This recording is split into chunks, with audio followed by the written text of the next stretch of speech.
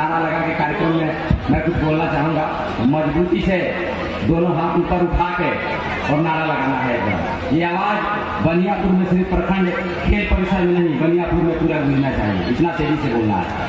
उपेंद्र कुशवाहा जिंदाबाद, और थोड़ा जोर से, उपेंद्र कुशवाहा जिंदाबाद, राष्ट्रीय लोक मोर्चा जिंदाबाद, राष्ट्रीय लोक मोर्चा जिंदाबाद।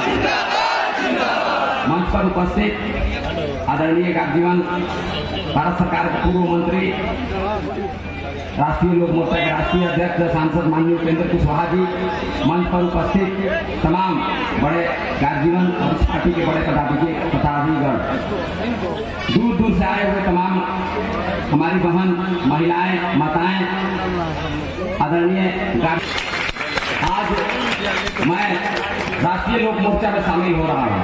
मैं अपने नेता को आज मैंने पहली बार राजनीति ज्वाइन किया है और पहला ही नेता मैंने माननीय उपेंद्र कुशवाहा जी को माना है।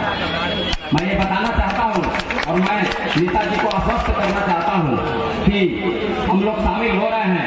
मैं कोशिश करूंगा कि सारण में नहीं, बिहार में राष्ट्रीय लोक मोर्चा को नंबर 1 बनाने के लिए दिन रात मेहनत करना पड़े तो हम लोग करने के लिए तैयार हैं।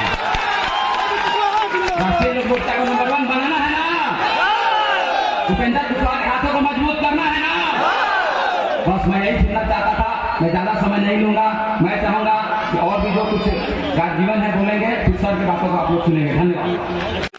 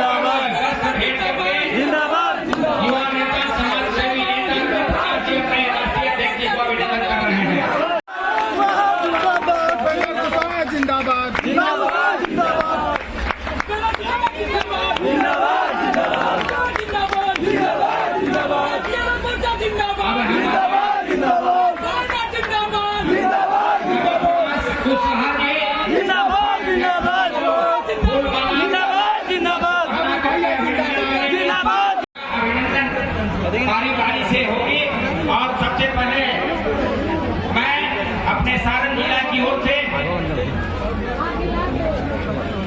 जिलाध्यक्ष की हैसियत से राष्ट्रीय लोक मोर्चा सारण की ओर से अपने पार्टी के राष्ट्रीय अध्यक्ष से माननीय आदरणीय उपेंद्र कुशवाहा जी को माला और अंगवस्त्र भेंट करके उनका और यह बिहार यात्रा रवि जी पार्टी में आएंगे, कोई तारीख में हम कार्यक्रम दें जिस तारीख में मेरी भी उपस्थिति हो, रवि जी और उनके लोग दल में शामिल हो। यह तारीख पहले तय हुई थी। स्वाभाविक रूप से बिहार यात्रा का कार्यक्रम बना बिहार यात्रा के कार्यक्रम का यह भी आज का कार्यक्रम एक हिस्सा है। हम घूम रहे पूरे बिहार में। शुरुआती दौर में हमने शाहबाद और मगध के इलाका का दौरा किया है और आज सारण जिला में है, यहाँ से बारी बारी से बिहार के अन्य जिलों में भी जाना है। देखिए, मीडिया के बंधु जहाँ भी जाते हैं पूछते हैं कि आपकी इस यात्रा का मकसद क्या है।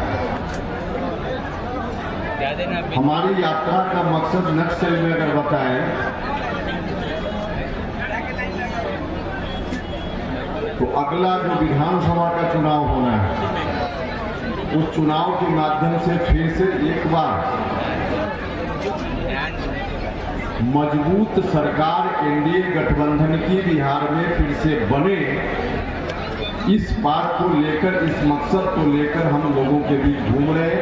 हम आपके बीच भी यही आग्रह करने के लिए आए, क्योंकि ऐसा करना बहुत ही जरूरी है। ऐसे तो जब से एनडीए की सरकार बिहार में आई है, तब से बीच में अभी के पहले जब जब चुनाव हुआ है, उस समय उसकी प्रासंगिकता रही है, महत्व रहा है।